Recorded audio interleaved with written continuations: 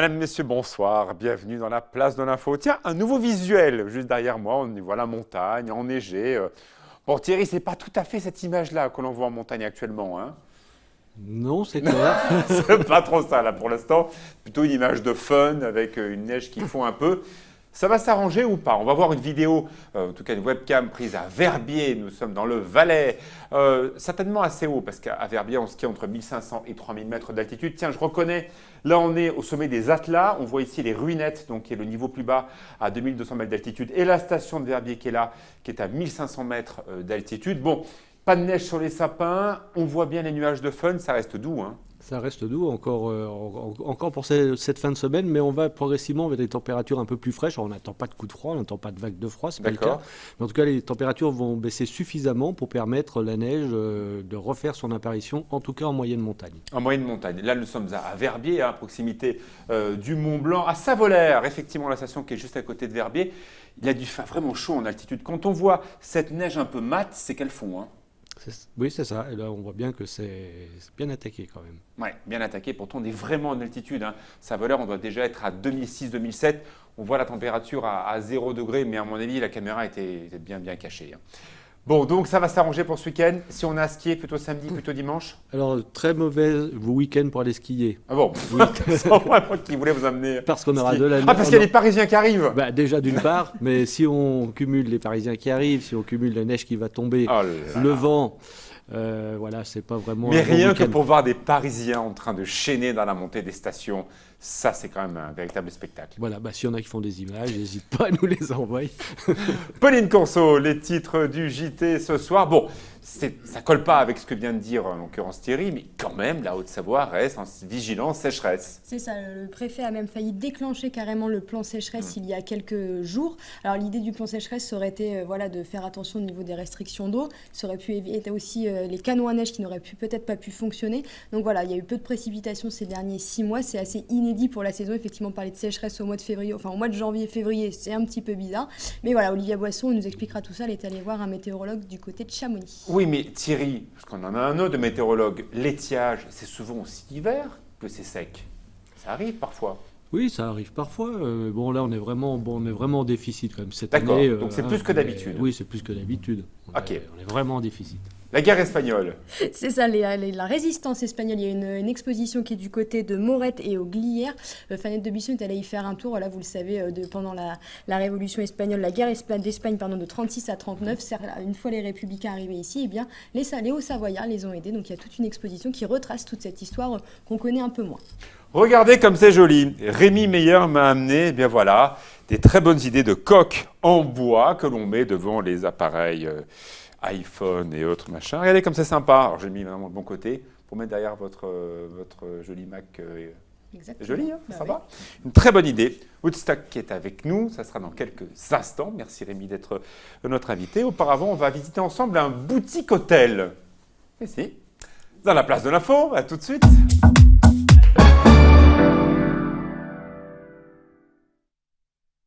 Au nouveau business, on a pu découvrir hier une application internet toute neuve qui cartonne. Aujourd'hui, eh bien, nous allons découvrir donc cette entreprise qui fait donc ces coques en bois pour illustrer un peu vos appareils connectés. Et là, voici un peu un nouveau business aussi. C'est une boutique et c'est un hôtel et c'est en plein cœur d'Annecy, Benoît. Tout à fait. Bonsoir.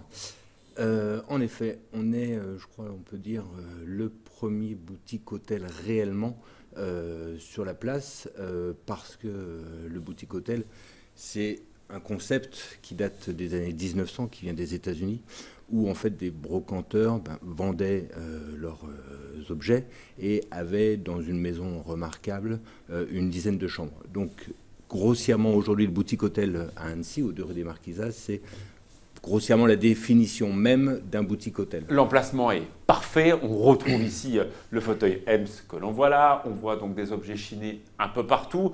On est dans une maison que les Annéciens connaissent très bien. On est juste devant l'embarquement des bateaux pour ceux qui connaissent bien Annecy. C'est évidemment aussi un budget parce qu'Annecy est une ville très chère, une des villes les plus cotées en Europe. Et pourtant, 13, c'est le nombre de chambres idéal quand on veut monter un hôtel et qu'on n'a pas trop envie d'avoir trop d'employés. Donc vous êtes combien dans la boutique ? Aujourd'hui, on est 3, grossièrement, personnes. On va monter à 5, à mon avis, avec la saison, etc., etc. Mais aujourd'hui, on est à 3 personnes pour lancer le projet par rapport à l'hôtel et au Concept Store. Concept Store. Alors, c'est vrai que dès qu'on passe la 14e chambre, surtout si l'on est en haut de gamme, et l'on est clairement là dans des prestations plutôt haut de gamme, on n'y arrive pas à 3 ou à 5, il faut passer tout de suite des équipes de 5, 7, 8 personnes. C'est évidemment, ça coûte beaucoup plus cher. Donc ça va, c'est pas trop dur avec une petite équipe pour faire tourner l'hôtel. Là, ça va, on est en plein février, mais au mois de juillet, août… Pour l'instant, non, ça va. Par rapport à nos prévisions, etc., on est dans le timing qu'on s'était fixé. Et aujourd'hui, je dirais que ça va. Bon, il y a des jours avec et des jours sans, il faut… jongler un petit peu avec tout ça, mais c'est intéressant et c'est un beau challenge. Alors, il faut bien voir que Annecy est une des villes de France où il y a le plus de progression d'un site internet qui s'appelle Airbnb, où vous pouvez très facilement louer des chambres dans des prix assez similaires à ce que l'on retrouve. On est entre 100 et 300 euros la chambre pour 2 personnes. Tout dépend de la période et la saison. Voilà, clairement, ce sont vos concurrents aujourd'hui. Oui, c'est nos concurrents et encore que nous, on est quand même un hôtel où on a réellement un concept, une ambiance. On voit que beaucoup de personnes de nos clients viennent dans, par exemple, la salle petit déjeuner ici, passent du temps aussi, discutent, aiment discuter aussi avec les propriétaires de l'hôtel, donc avec Delphine et moi. Et donc il y a réellement une connivence qui se crée.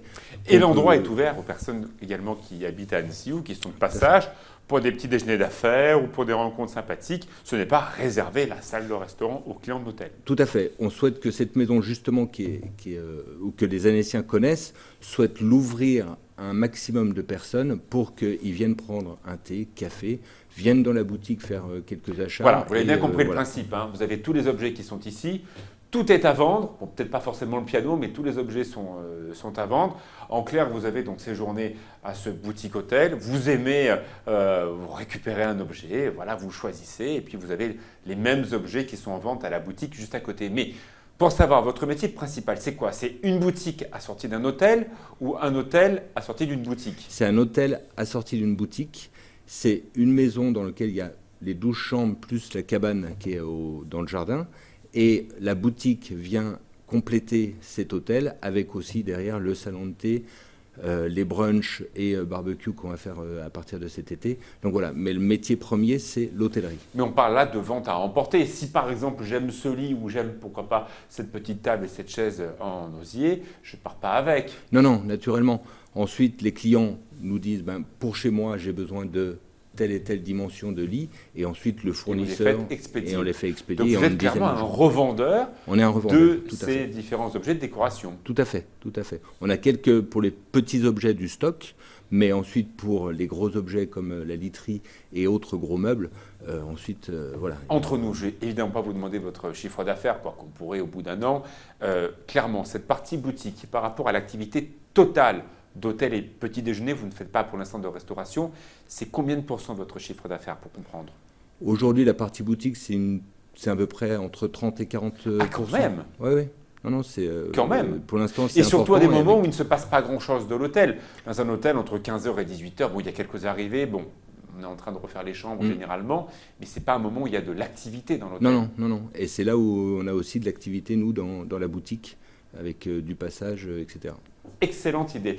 Dernière chose, quel serait votre développement? On sait qu'à Annecy, on ne peut pas pousser trop les murs, mais vous pourriez annexer une maison ou deux pour arriver à 20 chambres. C'est le deuxième seuil de rentabilité, c'est passer les 20 chambres. Il y a des projets en cours par rapport à des concepts aussi, toujours dans ce style de concept où par rapport à un lieu, on allie plusieurs sources de chiffre d'affaires dans des choses qui sont très originales par rapport à ce qu'on peut trouver aujourd'hui sur Annecy. C'est ce qu'on appelle la diversification. Voilà, une boutique hôtel en plein cœur d'Annecy. Merci beaucoup Benoît. Tout de suite la météo Thierry Paulme. Merci. De retour dans la place de l'info, nous parlons des nouveaux business. On va parler de Coct, téléphone portable et autre ordinateur avec Rémi Meyer qui est avec nous.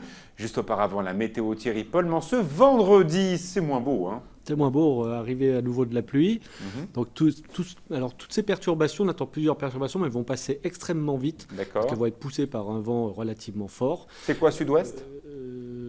Alors là, vous posez une vraie colle. Bah, c'est vous le météorologue. Oh. Non, mais alors, est-ce qu'il va neiger en montagne? C'est ma question. Alors oui, Oh, dis donc. Oh, les professionnels à votre service. Donc, il va faire... Pas très beau. Pas très beau. D'accord. Et ce week-end, on reste à la maison. On reste à la maison parce qu'il fera pas très beau non plus. Et en plus, il y aura des Parisiens. Et on va jouer avec son ordinateur que l'on va customiser. Je passe sous une parce que vous n'êtes pas été très sage. Alors, Rémi Meyer, vous êtes annécien et vous avez travaillé sur ce joli projet qui permet donc de customiser par exemple ce MacBook. Comme c'est le vôtre, je ne vais pas le faire tomber. On va évidemment voir sur le mur digital ce à quoi ça ressemble. Une idée en bois, Woodstock, forcément c'est le nom de votre entreprise. Voilà. Elle est venue comment cette idée toute simple? Alors cette idée, elle a été imaginée par mes deux associés, Lucas et Geoffrey, qui sont donc amis d'enfance. Et donc, ils avaient déjà la fibre entrepreneuriale et ils ont voulu faire un projet qui était socialement responsable et ancré dans cette ère de protection écologique. Donc c'est comme ça que le projet Woodstock est né. Puis moi, je les ai rejoints 3-4 mois après le début de l'aventure. Vous avez quel âge tous les trois? Quand on a créé Woodstock, on avait 22 ans. Aujourd'hui, on en a à peu près 25. Et voilà. D'accord. Alors, un projet, on le voit bien, avec du bois, c'est du vrai? C'est du vrai bois, 100% naturel. Et qui vient d'où? Qui vient d'où? Alors, tout va dépendre des essences de bois. On en propose 5. Et donc, la majorité provient de France, mais on a aussi un petit peu des bois exotiques. Et on a fait vraiment attention à choisir des fournisseurs de bois qui étaient donc labellisés. Donc, ces labels, en fait, ils engagent nos fournisseurs à respecter toutes les règles environnementales. Donc, c'est-à-dire à chaque fois qu'on va déraciner un arbre, on va le replanter. Bien sûr. On va respecter aussi les populations locales. Donc, on a vraiment fait attention sur le choix de ce fournisseur. Alors, c'est très joli, c'est clair, mais est-ce que ça protège quelque chose ou pas? Alors, pour l'instant, non, ça ne protège pas. C'est pour faire joli pour l'instant. Exactement. D'accord. Et après, on pourrait imaginer une coque tout en bois enveloppant le téléphone? Oui, ça serait totalement possible. On est en train de travailler dessus, sur le développement produit pour proposer une coque qui va recouvrir l'intégralité du téléphone. Alors, c'est une très bonne idée parce que sincèrement, on aime bien le design de ce Macintosh. Bon, c'est pareil si vous avez des marques concurrentes, mais on a tous le même. Je trouve que c'est plutôt sympa d'avoir un autre type, on se montre clairement alpin. Est-ce que cette technologie, surtout ce savoir-faire, ce Made in Alps, vous aide à l'international? Alors, c'est-à-dire, est-ce qu'on vend à l'international? Oui, voilà. Est-ce que vous voulez vendre à l'international? Ça, c'est dans les votre projets. Identité. Alors, pour l'instant, on est vraiment centré sur le marché français parce qu'on met en avant le Made in France et puis on a voulu vraiment faire les choses petit à petit. Donc, pour l'instant, on distribue en e-commerce, donc à travers notre site, uniquement en France.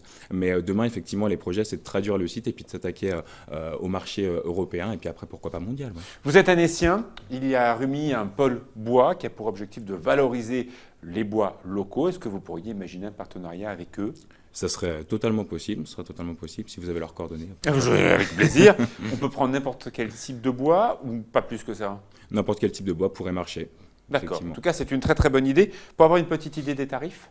Alors, on est sur 20 € sur les coques normales. Et puis, on a des éditions qu'on appelle les éditions artistes, où là, on met en avant aussi des artistes, des illustrateurs, des designers qui souhaitent faire la promotion de leur activité, de leur patte artistique sur les produits. Et pour les MacBooks, par exemple celui-ci, c'est très joli ça.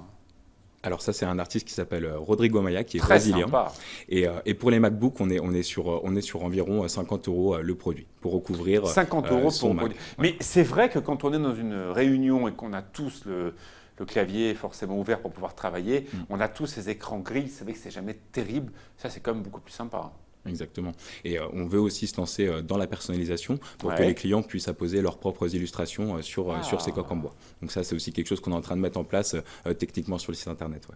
Très bien. C'est un adhésif. Je ne vais pas montrer la partie arrière qui permet donc de pouvoir le repositionner si l'appareil part en customisation, comme on dit. On pourrait potentiellement le repositionner. Après, c'est vrai qu'il faut faire attention quand on le pose. Il faut faire attention, surtout le poser droit. Je suis très fort à ça. C'est ça. Dernière chose, vous êtes 3. Oui. Vous voulez vous développer, vous avez envie de créer de l'emploi ou pour l'instant, vous voulez voir un peu comment ça va se passer? Alors nous, pour l'instant, on est plus sur une logique de réseau, c'est-à-dire qu'on travaille avec des microstructures en France. Donc on fait travailler des artisans pour produire l'ensemble de nos produits. Aussi, la personne qui s'occupe de la logistique chez nous est indépendante. Donc la volonté, c'est de rester petit et de plutôt travailler dans des logiques de réseau. Très bien. Vous êtes basé donc en Savoie. principalement à Aix-les-Bains, même C'est si ça. vous êtes d'Annecy, Ouais. et vous vendez déjà partout en France. On vend partout en France à travers le site e-commerce. Ça nous offre ce pouvoir de pouvoir, enfin pas comme les boutiques physiques, c'est-à-dire Ouais, on peut bien sûr. vraiment aller sur le marché français entier. Donc c'est pour ça qu'on a choisi ce canal. Rémi Meyer était notre invité. La marque s'appelle Woodstock. On l'entendra parler, c'est une évidence. Voilà, on se retrouve demain soir pour le nouveau Place de l'Info, comme d'habitude. Et maintenant, eh bien, nous allons retrouver le journal présenté par Pauline Courceau. Passez une bonne soirée.